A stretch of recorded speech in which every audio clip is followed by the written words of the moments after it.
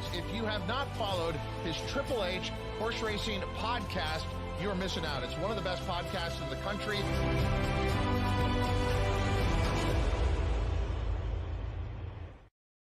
Good evening and welcome to episode 372 of Picks and Ponies right here on the HHH Racing Podcast. I'm your proud host, Howard Kravitz. Thank you for joining us tonight for a big night.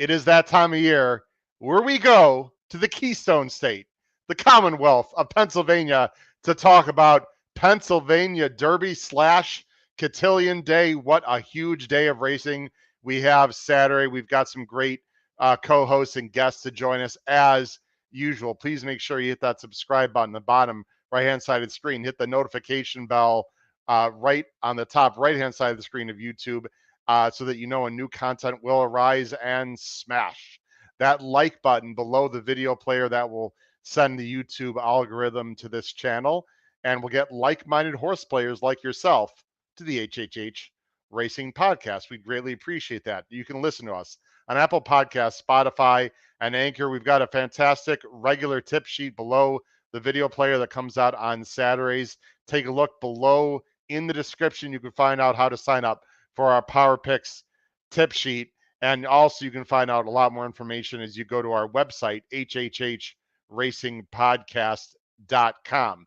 Now, I've got some very big announcements about some new tip sheets, new shows.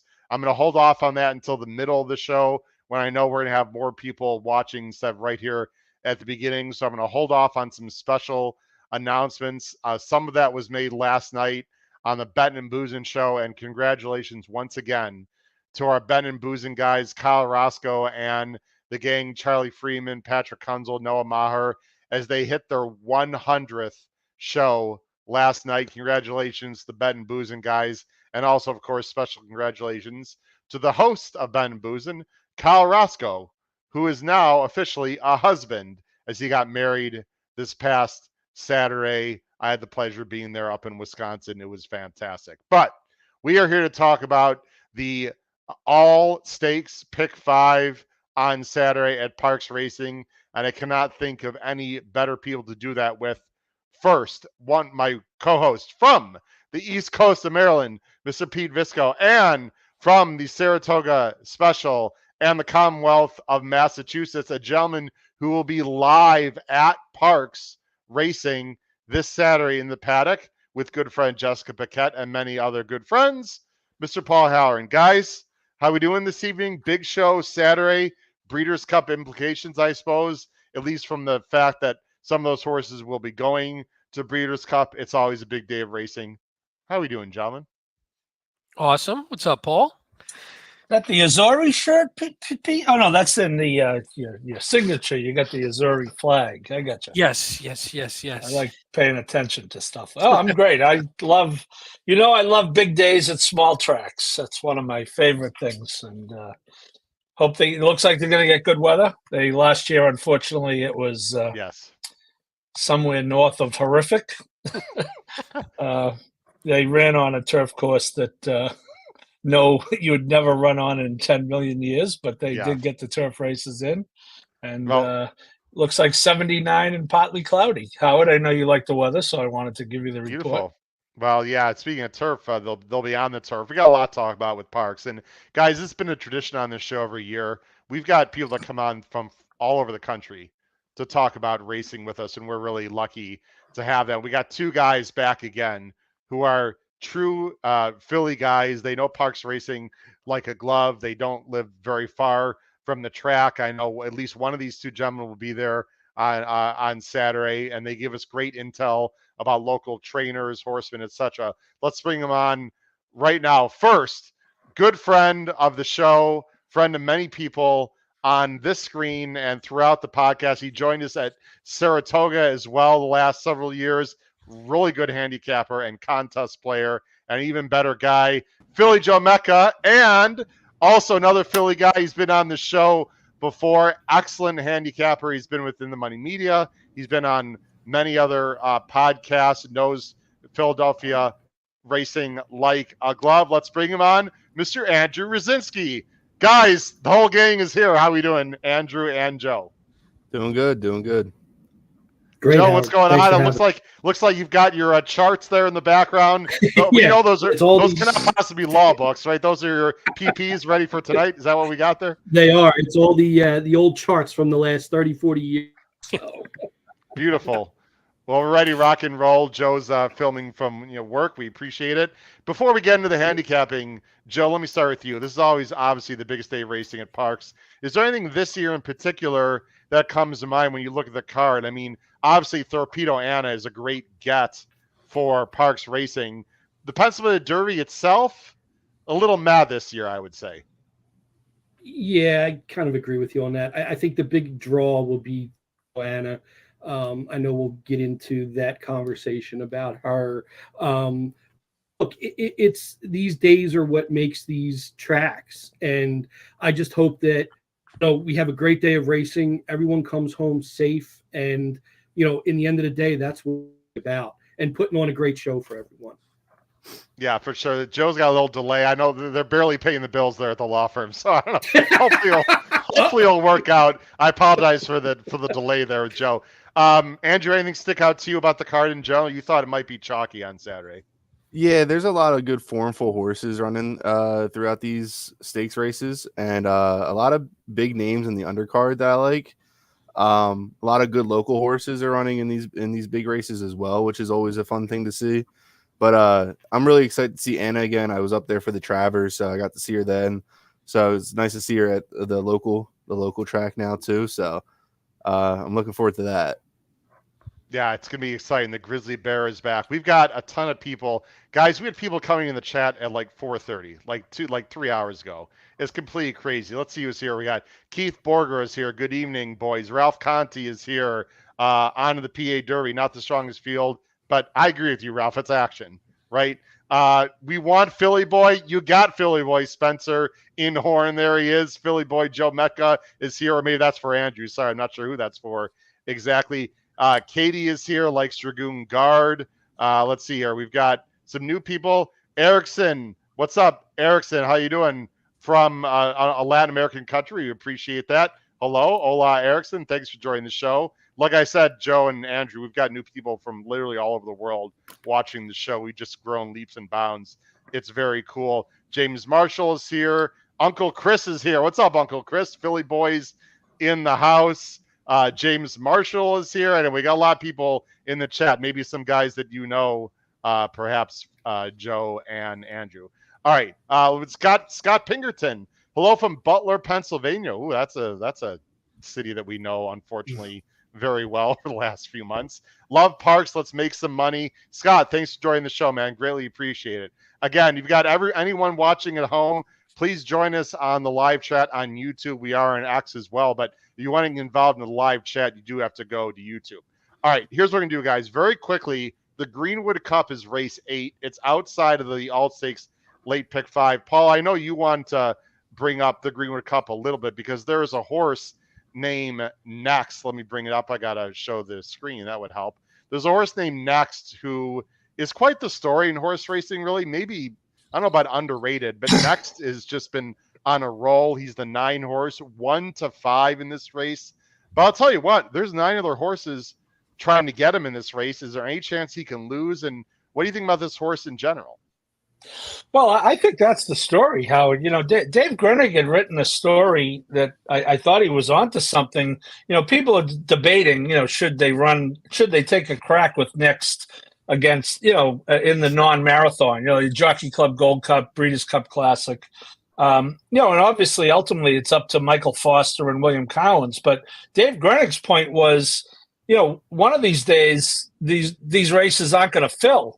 And we take out our racing form, and there are 9 horses lined up. Now, that tells me that second is worth $40,000, and I just think this race might be run in a way where you have 9 horses not worrying about one and trying to pick up the second play. I don't know how else to look at it because, the horses, 6 straight triple-digit buyers, wins by 22, by 9, won this race by 25 last year.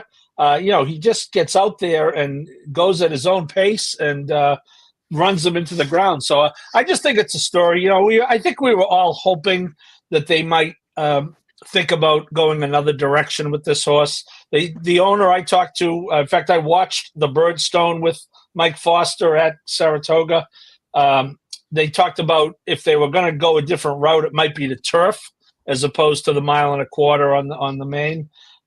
So who knows? And ultimately, as they say, he can do with what he wants in his own horse. But boy, what a neat horse this is! 6-year-old gelding, 12 for 22 lifetime, 1.2 million.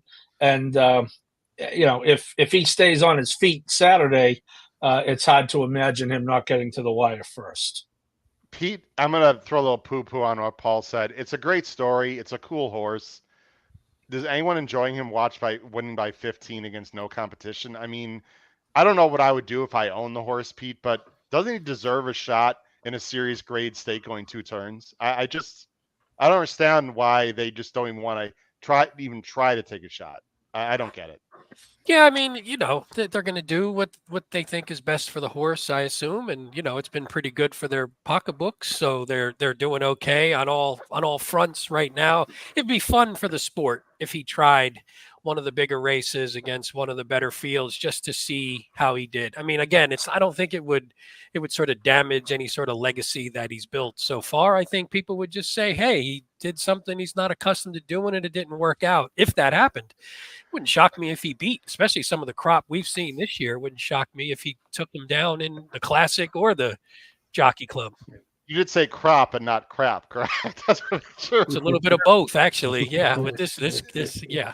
Joe, you've dabbled in ownership. Andrew, I'm not sure if you have. I apologize, but I mean, yes, he's winning races, he's winning a lot of money, but just in terms of the context of the sport and the enjoyment, I mean, wouldn't you he can't win a grade 2 going 2 turns somewhere? Or grade 3? He could. I don't know.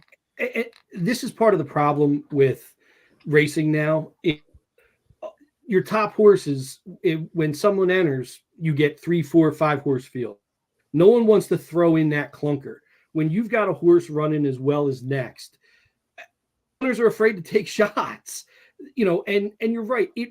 I don't think it would tarnish what that horse has done, but that's always in the back of your head. It's all right, do after better competition if I go after someone. And look, he could get snapped at any race regardless, but it's always in the back of owners' heads. Well, am I going to hurt the legacy? Now, yeah, this horse is a gelding, so you're not worrying about certain stuff, but it's still in the back. Do you want to? No one wants to watch their horse go out and get its head drilled in. And you're winning at a nice clip. Just keep winning at a nice clip. But no, for sport to expand and be better, 100%, owners need to start taking in races, and that's what it boils down to. Andrew, any real quick thoughts, and we'll get into the late pick 5 here. I'm just a huge fan of Next because it's cool to see the horse dominate all the time. I do agree it would be nice to see him dominate better competition. But yeah, I watched this horse last year dominate, and I expect to watch it again. It's basically the same field, so yeah. I mean, Andrew, they're not going to the Classic, at least as of now. Let's just say that he actually entered. Would he have a shot to be in the top half, to finish in the top half of the field? I mean, I think it's possible. I think he definitely likes to go longer. So further the better. But I definitely think that he could beat a good half of that field. I agree. It'll be interesting. Again, we wish him well. He's probably going to win, and we're not going to handicap the race. But anyway, Next is a fun story. All right, speaking of next up, guys, let's go to late pick 5. Late pick 5 could be chalky. We'll see. I have some thoughts that it might not be, but, you guys know me. I'm always looking to try to beat favorites in general. But, look, when a favorite sticks out, I have no problem taking that horse. Let's go right to the beginning of the late pick 5, guys. Race 10. It starts in race 10. It's the Turf Monster. It's a grade 3. $250,000, 5 furlongs, field of 10. There are a bunch of AEs, including one main track only, but the weather looks like it's going to be really good. Morning line favorite is the Florida bred number 3 Super Quest, Cassian Ortiz, who's been really quite busy lately, has been run a bunch of times and is running again. Our picks are going to be on the bottom of the screen. Guys, we're going to go pretty quickly with our analysis because there is 5 of us, and Joe and Andrew, I'm always going to go to you guys first. Race 10, you guys are going to go. Joe, you're going 6-3-4. And Andrew, look at this. Wow. Did you guys talk before the show? You guys are both going 6-3-4. Joe, I'll go to you first. You're going to go with Allegan for Allard and Rodriguez 5-1 morning line. What do you like about this horse, Joe?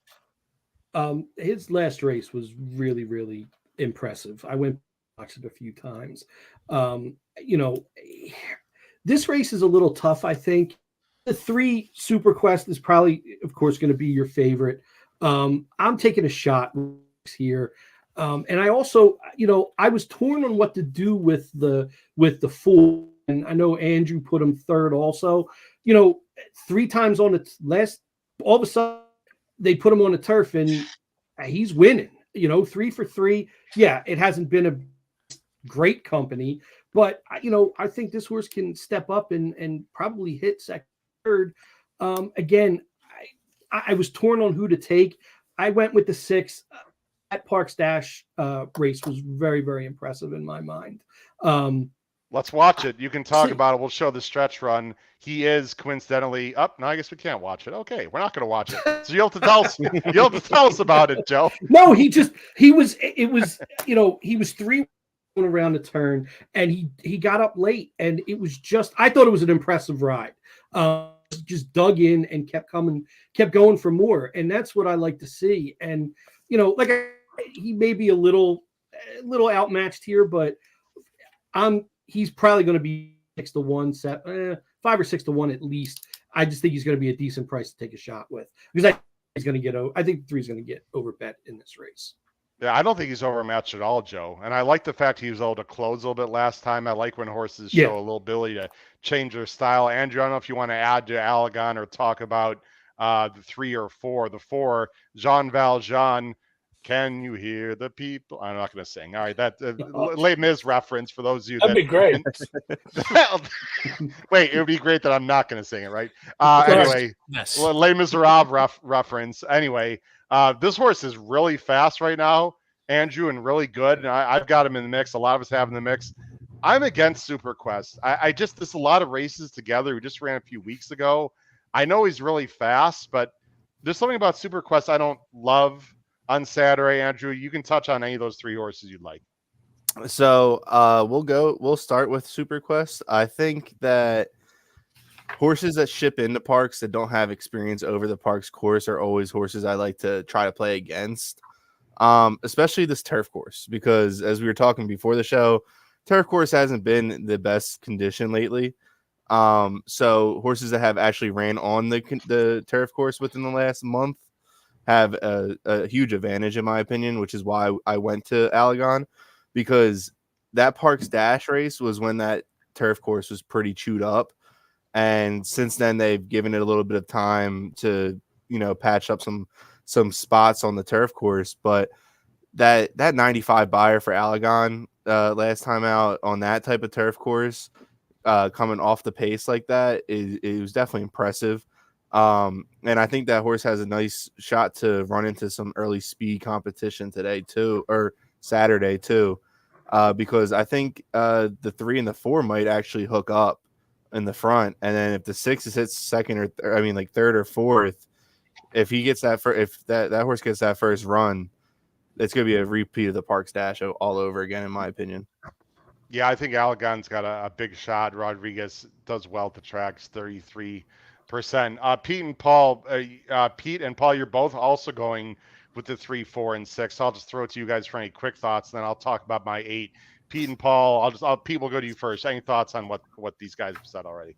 No, not really. I don't need to reiterate. They said everything that I like. I really liked Allegan's last race as well, and I do think, to Andrew's point, the 2, 3, and 4, right, all on the inside together, all seem to want to show speed and seem to do their best running when they're on the front. So if that does heat up a little bit and Allegan can just sort of sit that trip, yeah, if you're looking at it if you're looking at it there, the 2, 3, 4, you got the 10 to the outside, and then if we can get the 6 to get that perfect trip right behind, I think it'll. I think if the pace heats up, I mean, we always say that on the show that we look like the pace should heat up, and then it winds up not. But if it follows and no one goes on paper, then I think we should be in a perfect spot.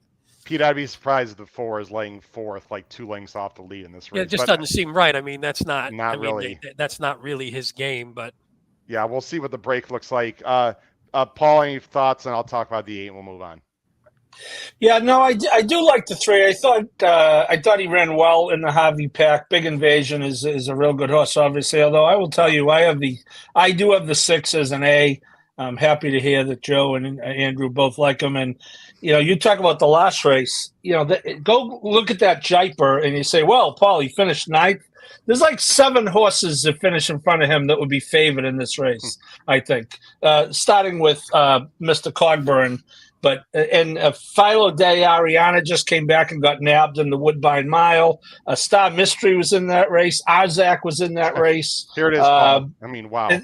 Just take a look. I mean, that is a loaded race. Now, look, I get it. He was 33-1 and finished 9th. But, don't confuse this race with that race. So I think the 6 is a big shot. I picked the 3 as my top pick, but I do have the 6 as a straight A on my grid. Guys, every time I look at the Jiper, I still can't get over the 59 and change 5.5 furlong finish. Go ahead, Pete. Sorry. Oh, that no, was I was just going to say something. Who was that? I'm sorry. I was just going to say something to Paul about that race. He never really got. I mean, he didn't do much in that race, in my opinion. He was just wide around the track. I think he was 4 wide. Yeah. I mean, no shot. That was a throw-out race for me, really. I mean, it looked like he got into a little bit of trouble, and you're not winning a trip like that. So, especially with those horses. Guys, maybe I've got too much Clement love right now, but I'll tell you what, their barn is going really well if you've been paying attention. And I think this horse is coming into his own. I know he's already 5, the number 8, Senbei. Maybe we'll get that 7-2. I think he's coming into his own. I don't mind a little bit of a wider post because Ortiz, nothing wrong with IRAD, but you're going to pay the IRAD tax, obviously, and the price can be lower. He's going to break. He's going to look to his left. He's going to let this inside speed go. He's going to make a big run, and I like the spacing of this race. I realize, though, Andrew, you made a good point. He has never run at Parx. Look, it's IRAD and Clement. I just can't worry about it, and I think I might get a little bit of a price. So I'm going to go Senbei. Anyone want to just poo-poo or agree with me, and we'll move on? Anyone can just jump in. I have Senbei as a B. Okay. Yeah, I have it underneath. My lone B. Yeah, I had 1 B, and it was the 8 as well, right behind the top 3. So it was basically my 4th. So I'm with you. I mean, looks he's good. Not really he hasn't been like stakes company as much, but these turf sprinters aren't that far off, Pete. We talk about this all the time. Like high class allowance race and a stake horse that going 5 is like a length, right? I mean, and there's no standout in this race that you're really scared of. So anybody can, and if you just look at it from a number standpoint, they're all sort of running in the same neighborhood. So nobody really sticks out. I agree. Let's go on to race 11, guys. Race 11 is the Gallant Bob. It's for 3-year-olds who are sprinting 6 furlongs. It's a really good race, $400,000. It's a relatively small field this year of 8. Moreline favorite's a very talented horse on the inside, the number 1. Ben Tornado, a Florida bred for D'Angelo, and I read Ortiz. And the second choice is Bucciarino. I'll tell you what, Paul, your good friend Jessica Paquette is going to have a lot of fun announcing those 2 horses. And what's hilarious is, Paul, they could easily hook up early. Right, Paul? Oh, without doubt, without question. Yeah. Well, so she should be up to the task. She should be. Here's our picks on the bottom of the screen. I'm just gonna read them off, guys, really quick because again, people are gonna be listening later on the only listening platform.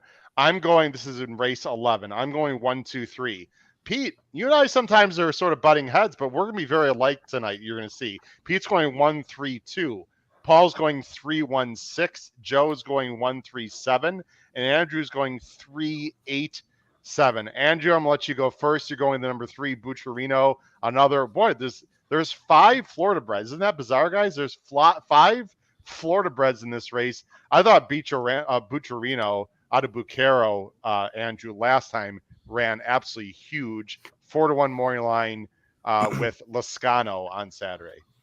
Yeah, I'm fully fading the favorite here, the one. Ooh. I'm Okay. just I don't know why. I just have a feeling that this horse is just not going to like this kind of dirt. And there's also a ton of other speed in here with it. Yeah. So I think if it gets pressured, this horse will definitely fade quicker than others, in my opinion. This isn't cheap restricted Gulfstream stake races. This is open company, and they're shipping up, which is tough. Charlestown fit that horse a little bit more than Parx. I just think it's a fade at 9-5 morning line. But Butcherino I like a lot because Lascano came down to Parx to ride this horse during the Saratoga meet on his off day for a small starter stake, which is a slight prep for this race. And he came down here and did his job by winning by 6. And this horse just likes Parx. It's 3 for 3 at Parx, has the speed. In my opinion, it might even be quicker than the morning line favorite. And Freddie Velasquez doesn't enter horses in bigger spots than he needs to be, especially at this stage of his career as a trainer. So this spot being the right spot, in my opinion, just by his confidence. So I think the 3 actually might be a single for me in this late sequence. Wow. I like it. By time forms I just showed Andrew, they do have the 3 on the lead. Joe, aggressive single. I'm not sure that Andrew's going to get the 4-1 morning line, but you're going to go with the 1. I'm also going with the 1, by the way. It looks like you and I are the only ones. I fully respect Andrew's opinion, and we could be wrong. I just don't think Irad has to have the lead. And I think he's just going to break Joe and make a decision based on how he breaks. I mean, obviously, if he gets into a speed duel with the 3, you and I might have issues, but I think he could sit a little bit if he needs to. At least that's what I'm personally hoping happens here. I agree with you there, Howard. I think he doesn't have to on the lead. I think the 3 is, and you're right. Once he, when Irad gets out, he's going to have the decision of, if he thinks he can make the lead by himself to go, and what Andrew said, 3, is spot on about Freddie Velasquez. He's the type of trainer that's going to spot the horses right. I was torn between the 1 and the 3, and I guess the sucker way out, and went with the 9-5 favorite. I am not tossing the 1. I can't single in this race. I'm going to go deep. But Andrew, more power. You're single in this 3. I hope you hit. Well, to Andrew's credit, I do think it's a 2-horse race, guys. I don't know if you all feel that way, but I wanted to try to get clever in this race. I couldn't. Andrew, before we go on to the other horses, I do want to let you talk about the 7 and or 8, because you're the only one on the screen that actually has these horses in your top 3. Number 7 is One Sharp Cookie, very fast horse coming with Mike Smith for Safi. And then number 8, who I took a look at, I think is actually a little bit interesting, Always Into Mischief at 8-1 for Eric Foster, Ohio bred. Just quickly touch on either one of those, Andrew. Yeah, so I really like Always Into Mischief. I just don't know if this horse is actually coming here or not, because it is cross-entered, I believe, the same day with Churchill. Yep. So Churchill. I'm not sure where this horse is going to be going. So that's why I kind of just I'm going to use it underneath, but I don't know. I can't use it in like the pick 5 or anything like that until I find out if the horse is going to be here. But look at the tracks that this horse runs at. They're all deep surfaces, just like Parx. And the horse runs huge on those deep surfaces. And granted, they're like, Ohio bred stakes and whatnot. So they're not tough fields, but it's sneaky to enter the horse at Churchill and at Parx for a horse that's only coming out of like state bred Ohio wins. But those dirt courses are similar to Parx, so that those type of horses run no matter where, as long as it's a deep surface. That's a good point. He's been working lights out. I mean, so there's a lot of if he comes here to Parx, Andrew, I think that shows a lot of intent to me. So I don't know, right? I mean, we'll see. It's going to be real interesting. Paul, you're chalking out with the two favorites. You got the number 6 Practically Dark. Why don't you just talk in general how you feel about the race, Paul?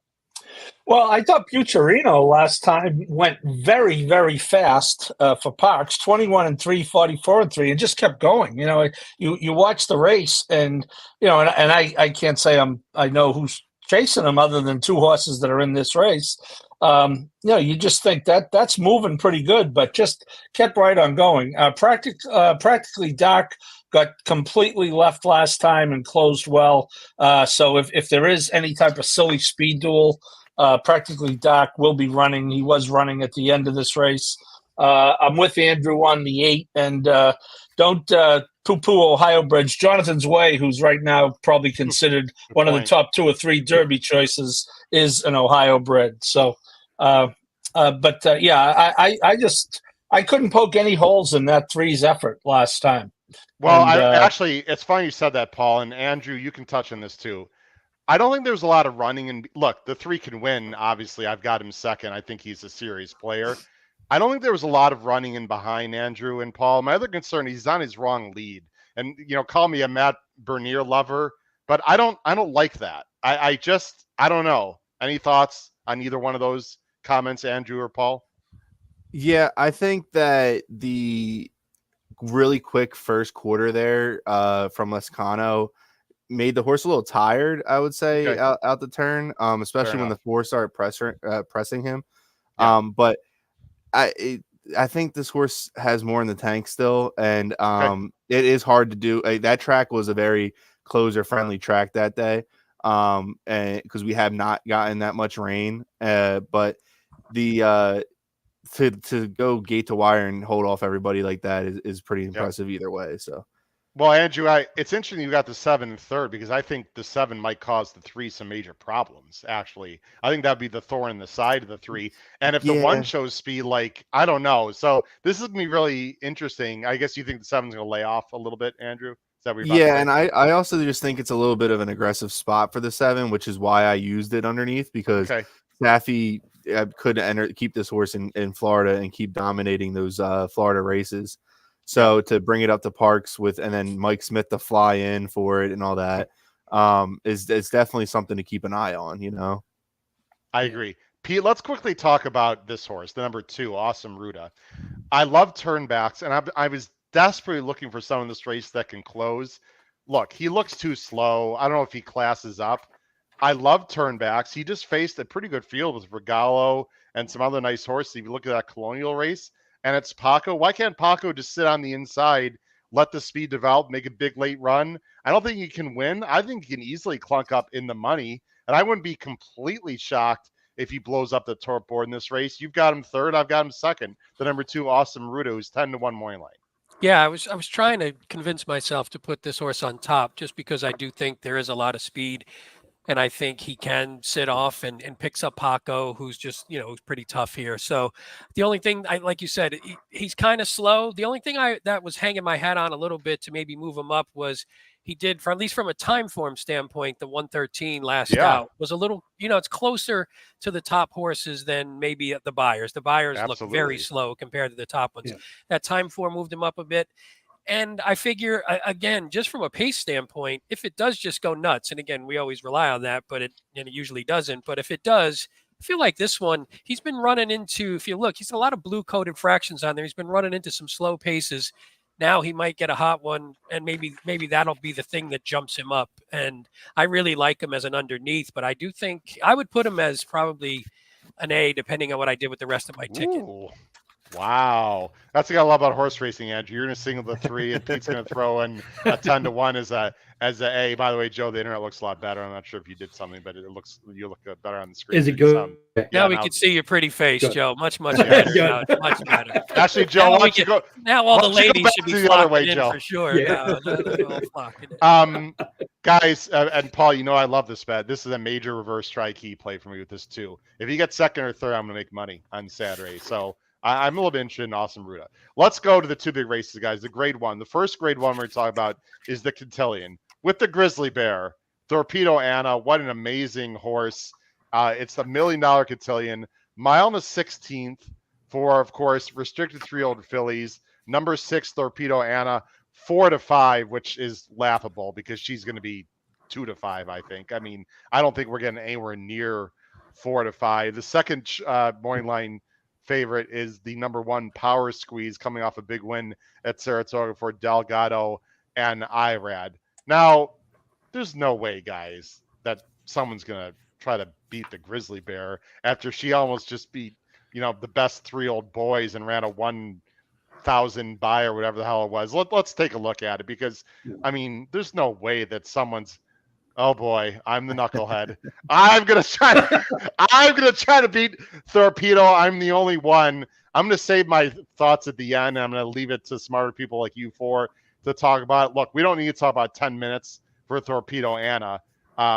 She's really good, obviously. Very quickly, I'm going 3-6-5. Pete's going 6-3-1. Paul's going 6-1-5. Joe's going 6-1-2.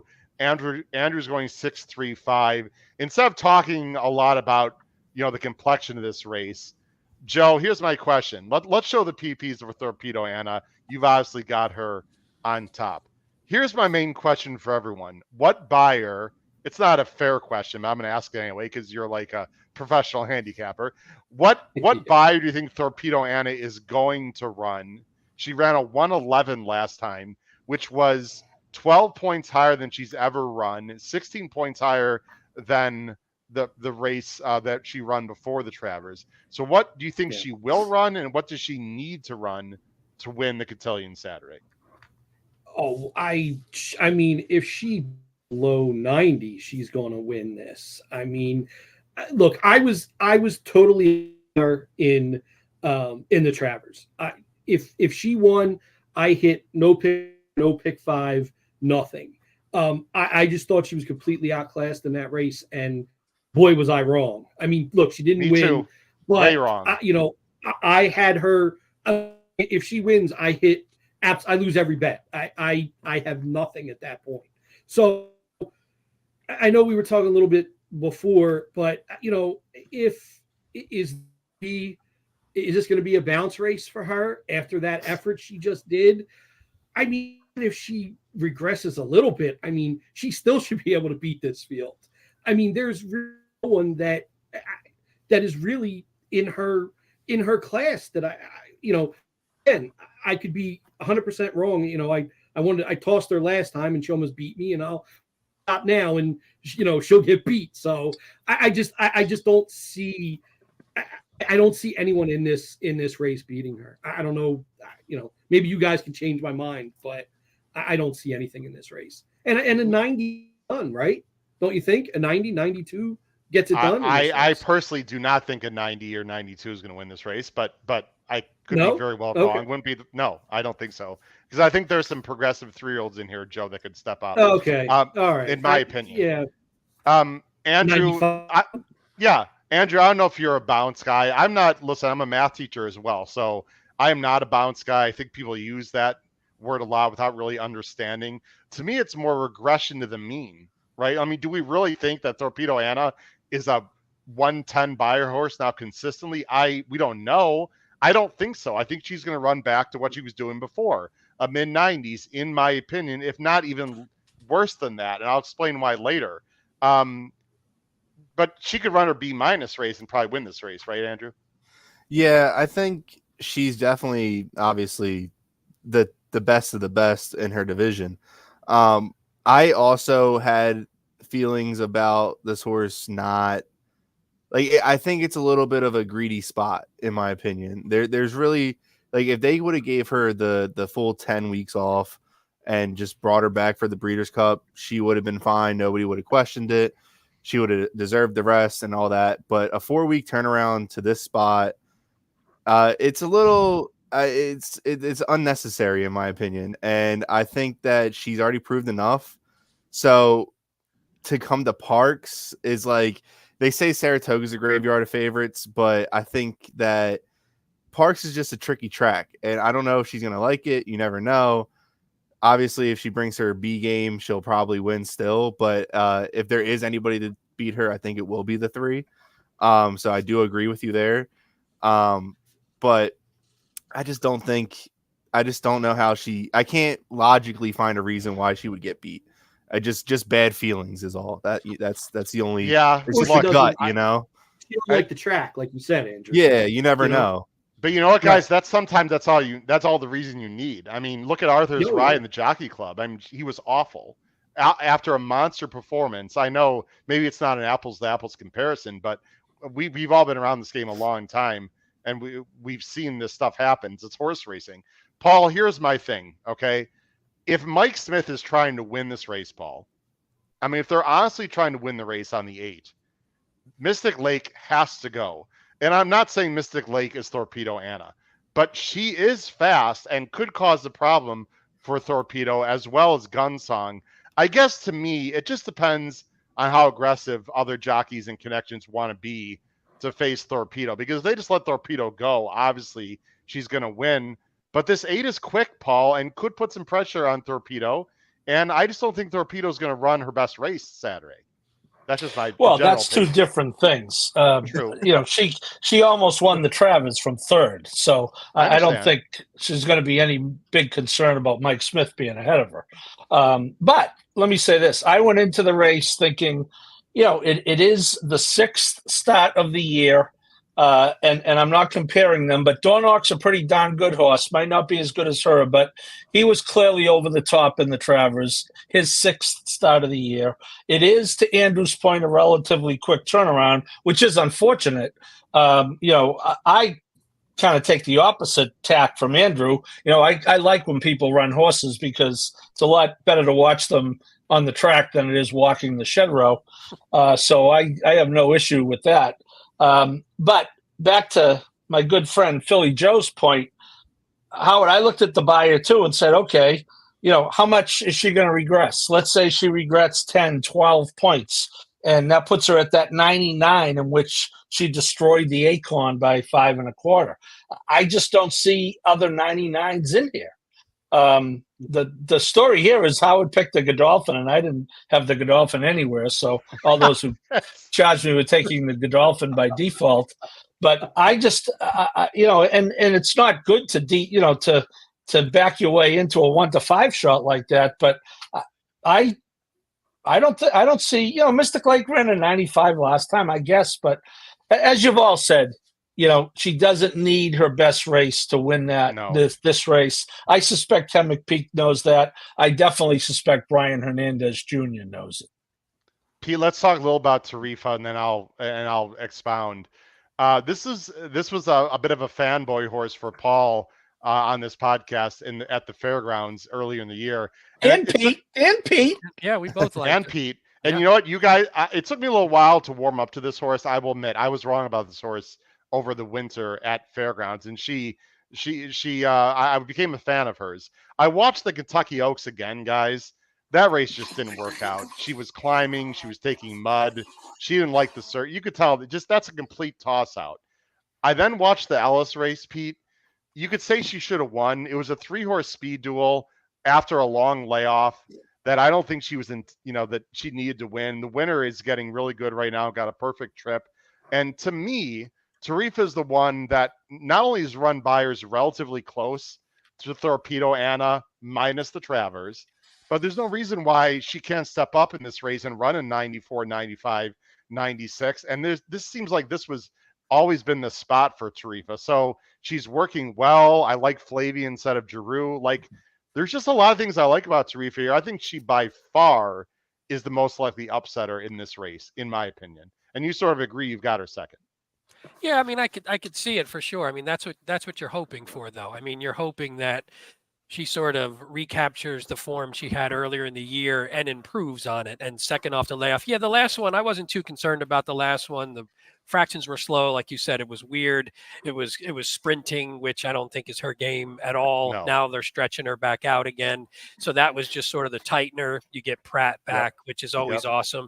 And again, the only thing that I wonder, and maybe we'll ask everybody on here, is you figure what type of horse can beat Torpedo Anna? Is it a horse that just gets away and she sits patiently back and gets away and for some reason just doesn't have the kick? Because you're funny. You're like, is somebody going to outkick her if she sits a nice trip and then she passes the cheap speed, which I think it is. If she passes that, like, I don't think she's going to be even close to Mystic Lake. I think Mystic Lake's going to go. I think Gunsong's going to go. I think she sits third, like Paul mentioned.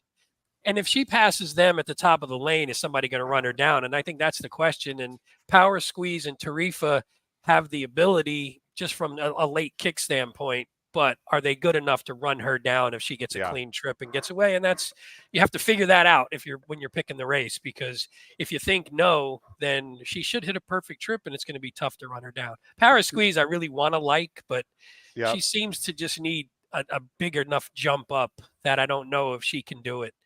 Look who's in the chat. Noah Maher, who is a host of a new show we're going to talk about here in a minute, and coach of Bet and Booze. And he said, I would almost like to see her gut one out. Great athletes find a way to win when they aren't at their best.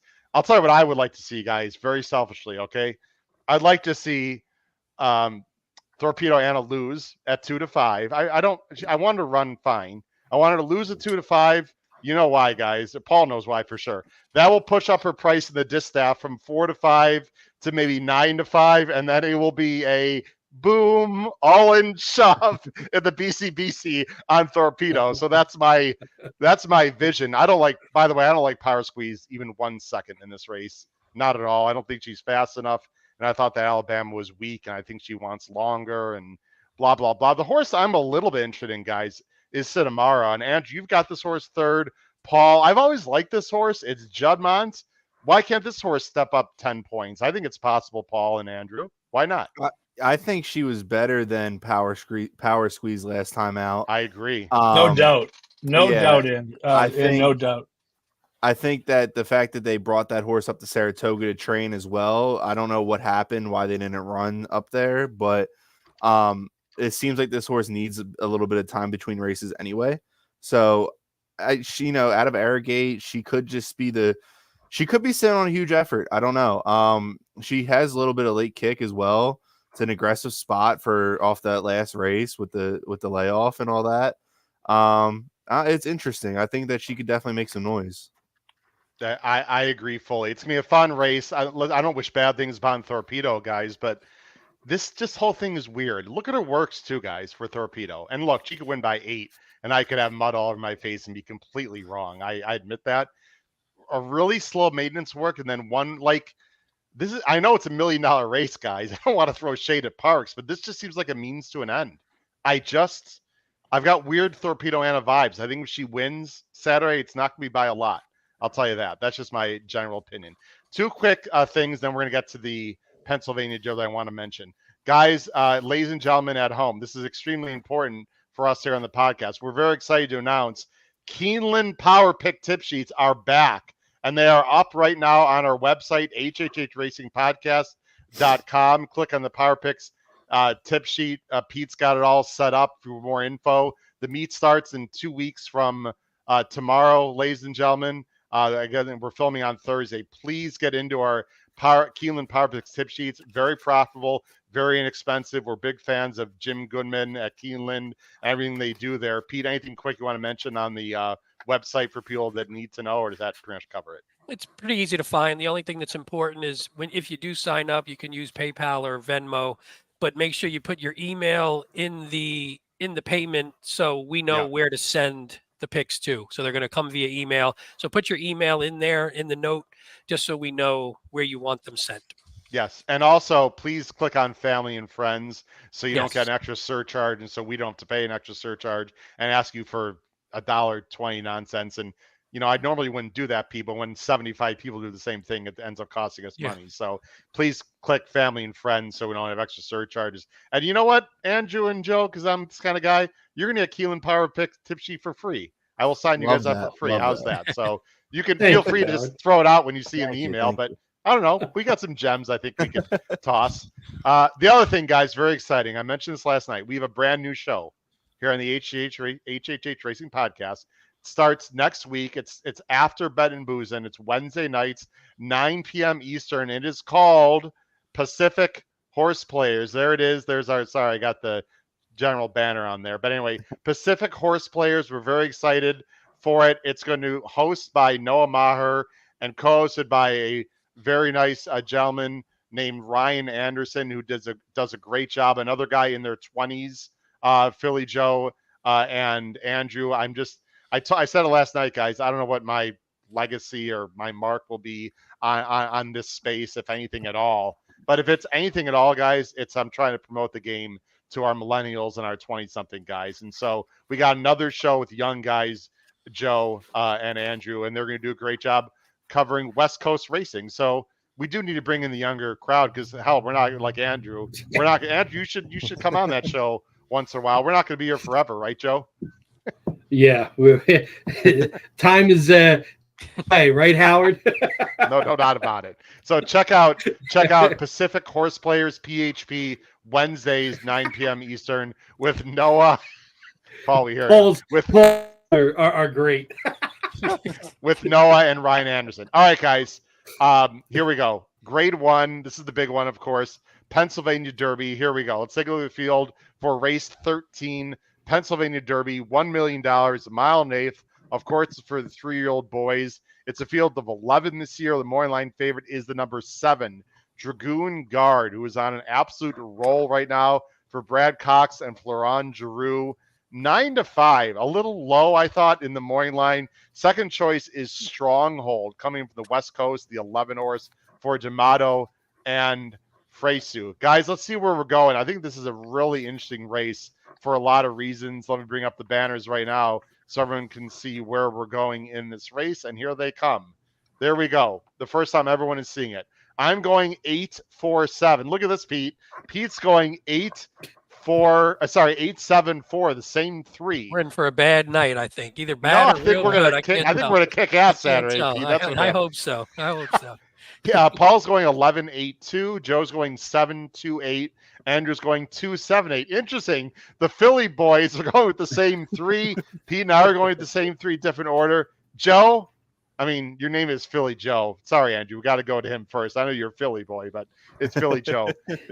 Joe, I'm a little surprised. I'm not saying you're wrong because this horse can win. You're chalking out with Dragoon Guard, who, like I said, is just going guns a-blazing right now. I have nothing negative to say other than I'm just not sure how fast he is. Yeah, you're right on that. But how do you, I bet against this horse. Every time he's asked to do something, he's just been doing it. And it's been in, the Indiana Derby it was a decent race. I think he just won for fun in that one. I don't know how this horse just keeps going and going. I'm not going to be there when, if he wins, maybe one horse that I am on a big pick 5 on a concentrated pick 5. This would be my single.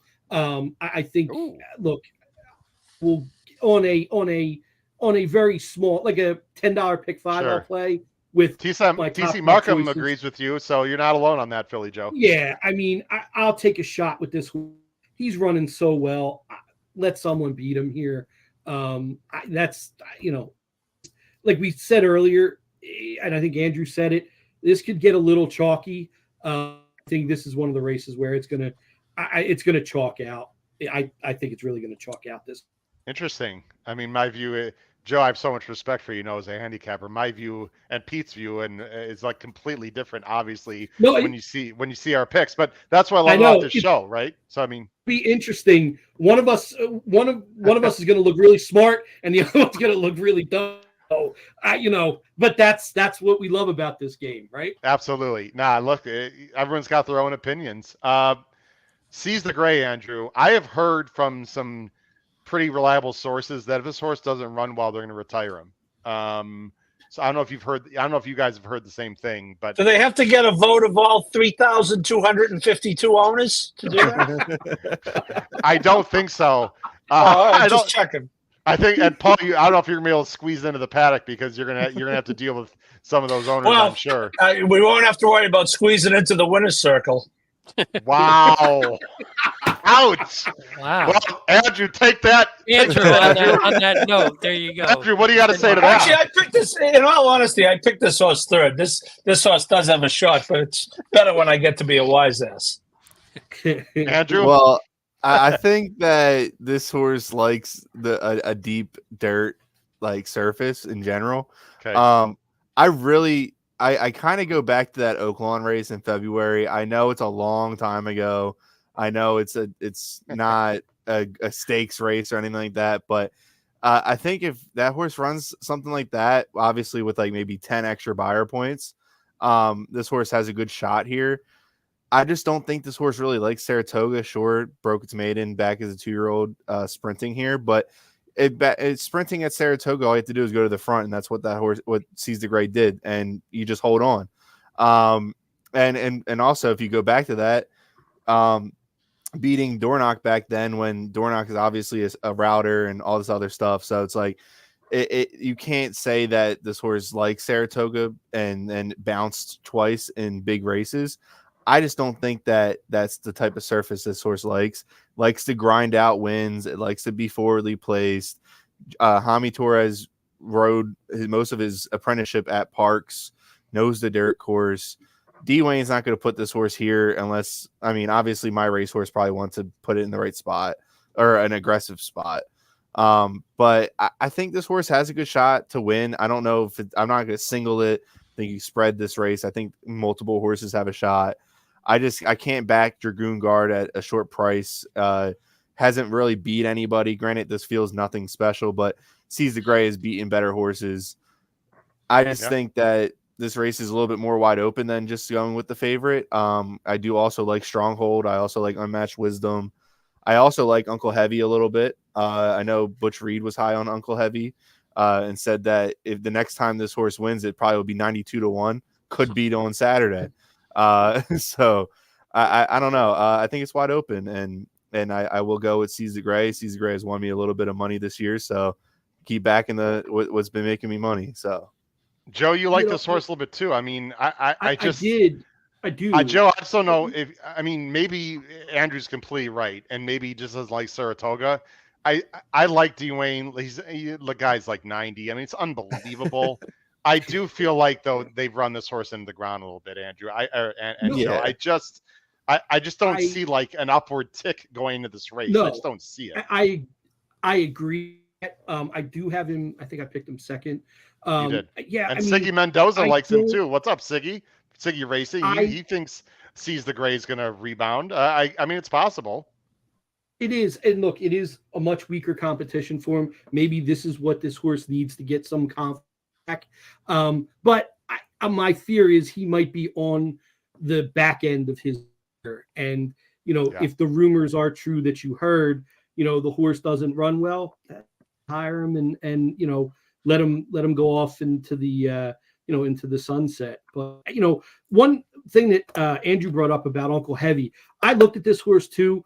My only concern with him, Andrew, was he was beating up some horses and they were state bred races, weren't they? Yeah. His last couple. That was my only concern with that. That he's going to need a big step up. And again, 100% field it doesn't have anything crazy in it. But I just think for Uncle Heavy, like I had him fourth. My only concern was those state bred races that he's been running in. This is a fairly big ask for him, but you're going to get a decent price on the 10, definitely. Yeah, and it's the local horse too, so I always like to root for the local horse. Oh yeah, definitely. I looked at this horse a little bit. I thought he couldn't lose last time, but it was a weird race. It was a small field. It was a really slow pace. There were a bunch of scratches. I'm sure Andrew, you know exactly what I'm talking about. And so, and he did improve his buyer. So I think Uncle Heavy is a bit interesting here. I agree with you guys. Paul, let's talk about the 11. This has been a very polarizing horse, I think, for a lot of people. Stronghold. I'm not a huge fan of his. It's nothing about California. I just don't think he has a lot of heart. That being said, he's very well spotted here because he's been off a long layoff, or pretty long. D'Amato could have gone a lot of places. I mean, they could have run him, in the California Crown Day in next week at Santa Anita. Instead, they ship all the way across the country. That's got to give you a little bit of confidence. And it's not like he hasn't run against good competition either. Yeah, well, they're going to go to the Breeders' Cup Dirt Mile. I actually did a short story on this horse this week for Parx for the notes that are going out tonight or tomorrow. And, they're talking about maybe going back to 1.25 next year. But I'll tell you, Howard, if you're going to make a list of all the bad races this horse has run, it's going to be a short list. I mean, second in his debut, wins his maiden, loses to Niso, so at the time was all everything.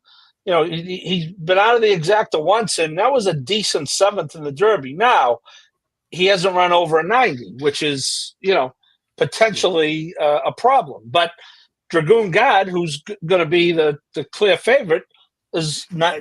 We pretty much know he can run about a 91. He's done it 3 times in a row.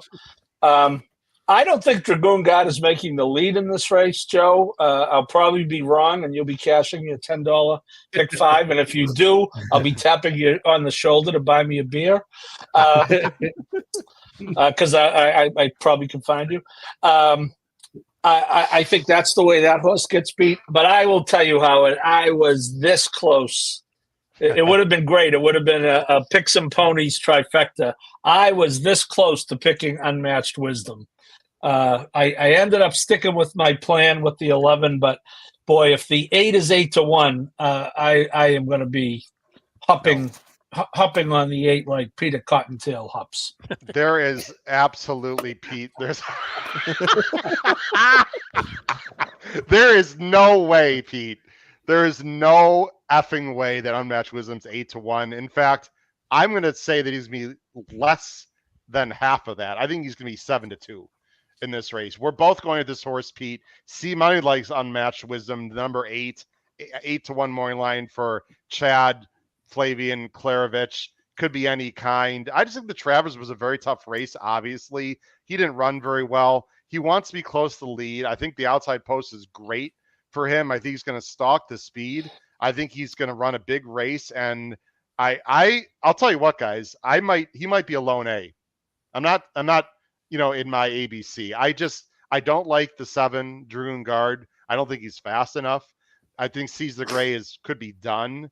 I agree with you, Pete. I think the 4 is interesting. We're going to move on here in just a minute.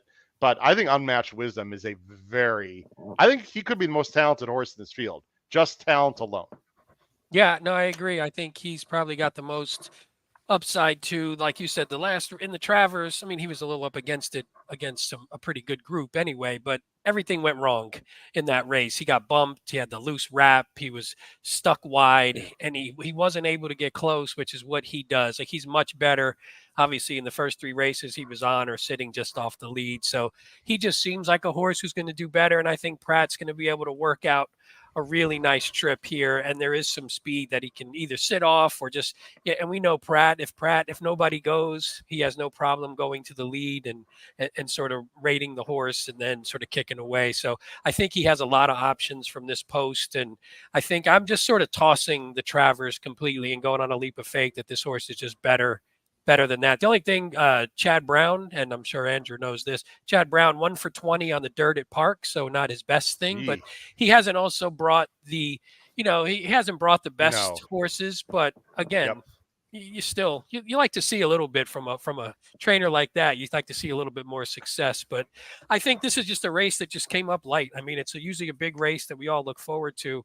Yeah. And if you looked at it, and if somebody put a grade 3 next to this, I don't think anybody would argue with it if you were just looking at the horses on talent. So I don't know. I figure if we can get a half decent price on the most talented horse and maybe the fastest horse, why the hell not? Well, TJ Popsit loves me some Wisdom, some Unmatched Wisdom. Go ahead, Joe. Yeah, I was hoping. I have this horse third too. I don't think we're getting 8-1 on the horse. No. Problem. No, and you're 100% right. If he's 8-1, 9-1, even 6-7-1, that's worth a win bet, 100%. This horse has the most upside of them all. I know everybody's been, shitting on Dragoon Guard, but it's Unmatched Wisdom probably has more upside than that horse, but the 7 he keeps doing what he's asked to do and getting it done. So that's the reason why. And look, if when time comes and Unmatched sitting there at 8-1, yeah, I'm going to be betting. So Sure. Yeah, Pete, we're going to move on, but timeout. Look, timeout's running buyers faster than Dragoon Guard, Pete, and timeout is 5 times more line price. Like, I've chased this horse, by the way, and actually I've been a little disappointed with timeout, to be fair, but I think he is going to like this distance and he's working well and you're going to get a price. This is a lot of fun, guys, and we're going to move on to the last race. Joe and Andrew, you guys have 10 minutes. I don't want to, Yeah, I'm good. Okay. Well, we'll go on to the last race. But what I was going to say, Pete, is that's what's great about horse racing, right? Some people like Seize the Gray and Dragoon Guard on this screen who are going to be taking a lot of money. You and I are going a little bit off the reservation, but not in our opinion. I mean, there's a lot of different ways, Pete and Paul, you can go in this race. And I just have no desire to take low prices in this race at all. That's just my general vibe. Yeah, I mean, I could see that. Yeah, right, Paul. Right, Pete. Okay. That's all. And we Joe, need. I just wanted to clarify, Joe. We weren't shitting on Dragoon Guard. We were shitting on you picking on Dragoon my Guard. pick. Yeah, okay. I wanted to You're make right. sure we clarified. You're right, Paul.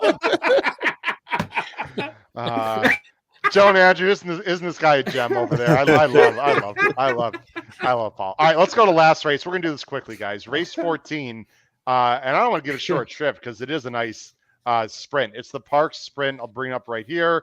Race 14. It's the penultimate or the last race, of the pick 5. The closeout, like $100,000, 6.5 furlongs, big field of 11. Morning line favorite is a soft one. The number 6 Super Chow, Delgado and a very speedy horse. Second choice is the 11 Top Gunner. Here's our picks on the screen. I'm going 6-11-2. Pete is going 9-5-11. Paul 3-6-1.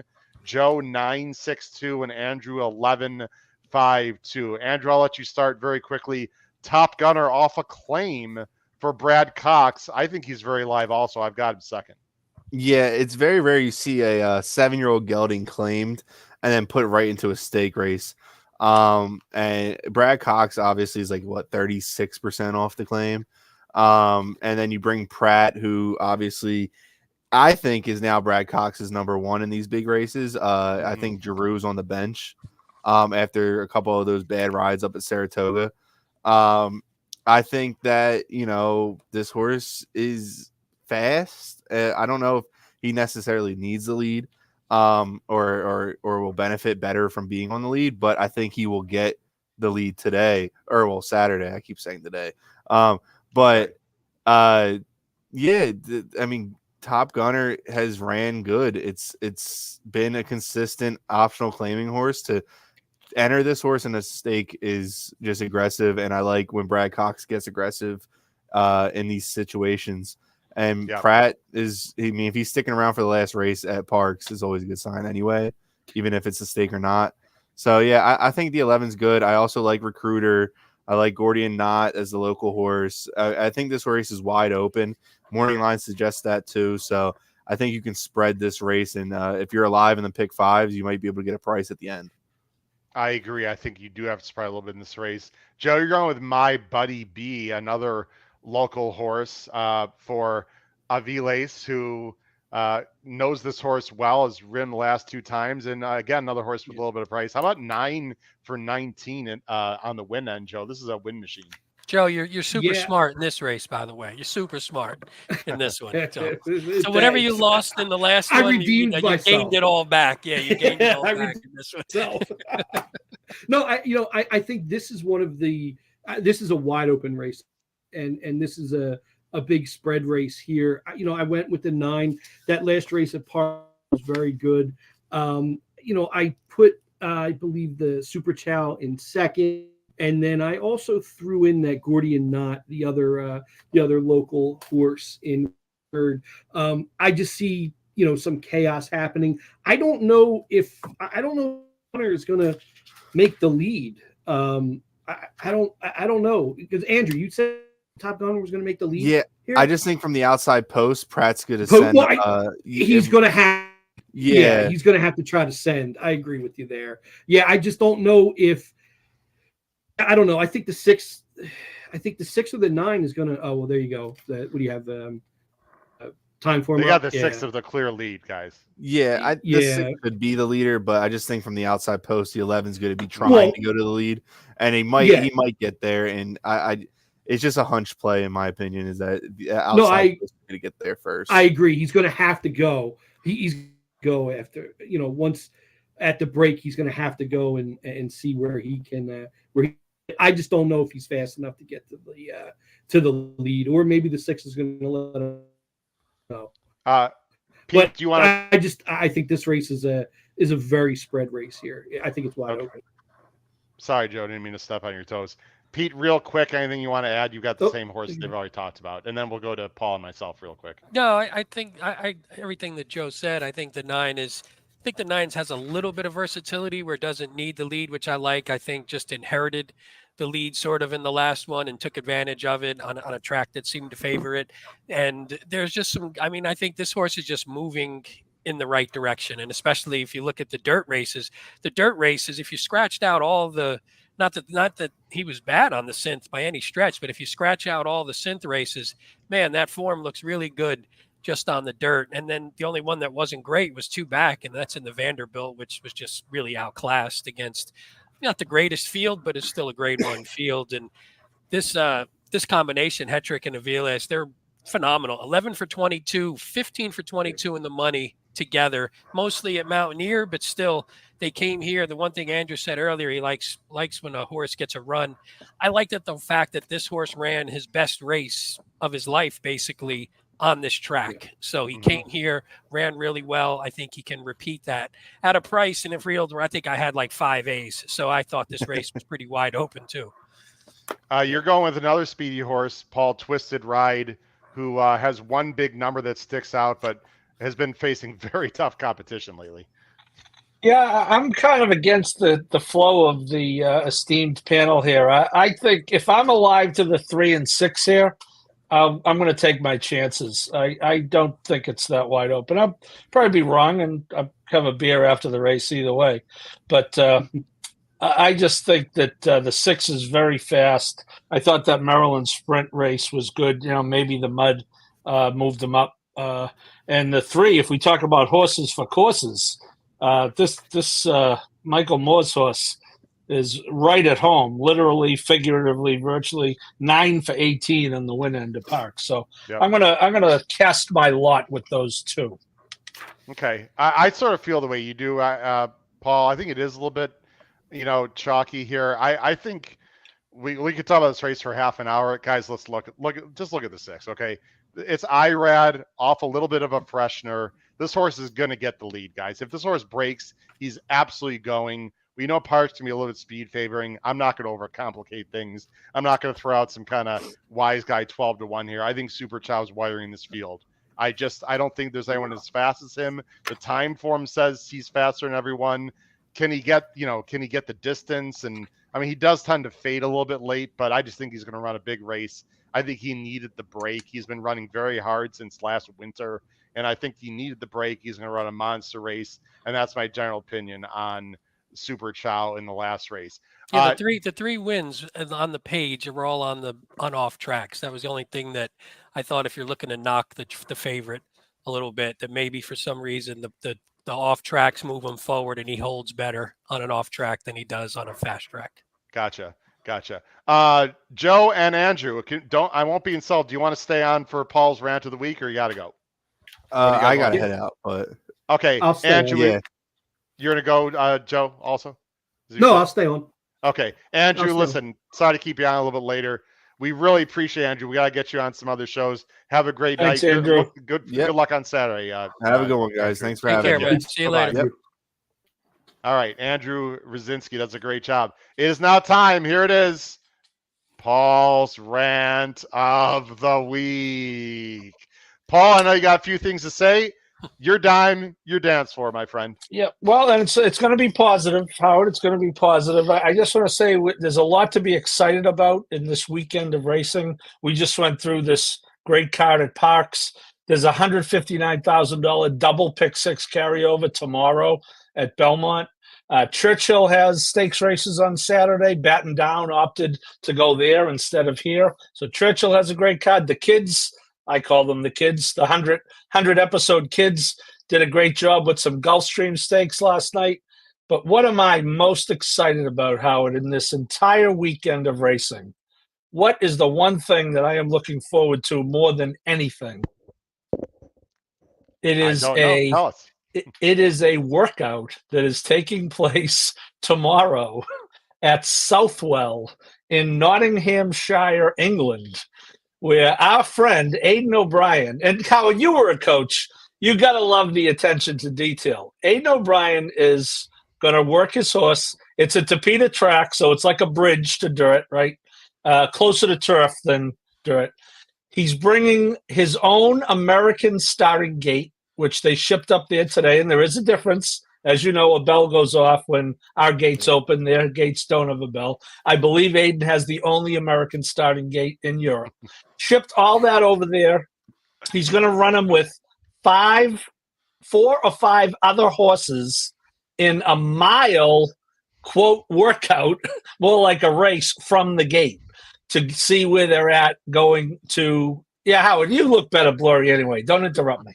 To see where they're at going to the Breeders' Cup. So I just love the concept. I'm excited about this horse. I pulled over on the Mass Pike on the way to Saratoga to watch this horse run last time.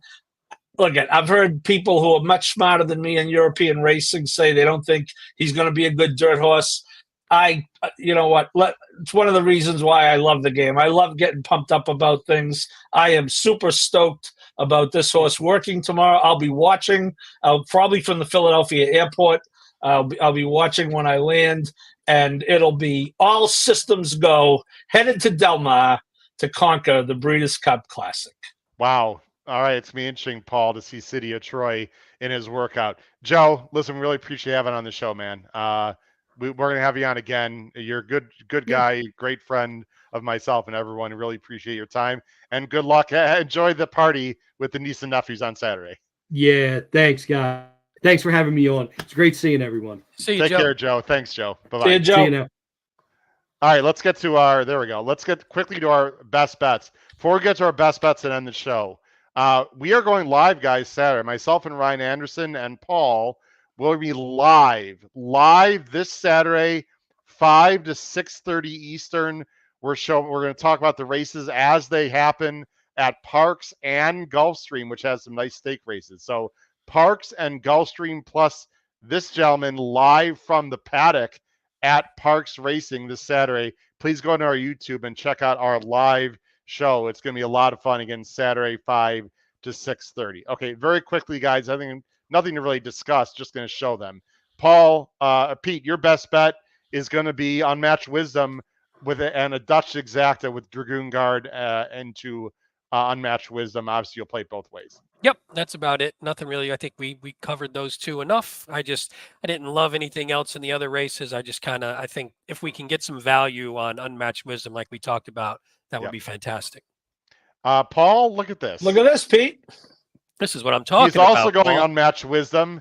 No pressure on this horse. You That's know this all horse about going the to run a solid 7th now, guys. Yeah, we're done. And then, Paul, you're going to throw a double in there also, Paul. Yeah, I'm going to use the two. As I said, I wanted to keep Stronghold in the mix because he is my top pick on the thing. But I just think value wise, even at 5 to 1, I think the 8 is a pretty good bet. And yeah, we'll see. I mean, those are my 2 A's in the race: Stronghold and the 8. And one's going to be 5 to 1, one's going to be 2 to 1 or 5 to 2. So if I were going to make a win bet, as Joe said, it would be on the 8. Paul, I didn't know we were going to talk about City of Troy. I was going to say I like the 3 to upset City of Troy in the race tomorrow. I would have put that as my best bet if there was wagering on it. But it's not it's not a race, Pete. It was a joke. It was a joke. Yes, it was a joke. I would have done Unmatched Wisdom, guys, but I know you two did. I've made some. I'm gonna pat myself on the back a little bit. I've made some really good calls against heavy chalks, as you guys know on this show. I've also been wrong plenty of times. That's the way the game is played, guys. I just have a really weird feeling Torpedo Anna's not going to run well Saturday. She might win. If she wins, it's going to be barely, in my opinion. And I just have a weird, bizarre feeling she is not going to win. I'm going to play some big exactas with the 3 in Sitamara and my top choice Tarifa over Torpedo Anna and try to get some value in the race, guys. I just think this is a bridge race. This is a means to an end. I wish nothing negative upon Torpedo Anna. I'm the lover in the distaff no matter what happens Saturday. I just think something weird could happen Saturday. I just don't like the vibe. We'll see what happens. Guys, it's been a great show. A lot of fun. Episode 372 of Picks and Ponies with my good friends and co-hosts Paul Halloran and Pete Visco. Check out our live show this Saturday, 5 to 6:30 Eastern on our channels. We cover Parx and Gulfstream as it happens. Crush your bets this weekend, especially at Parx on Saturday. Take care, everyone. Have a great night. Bye-bye.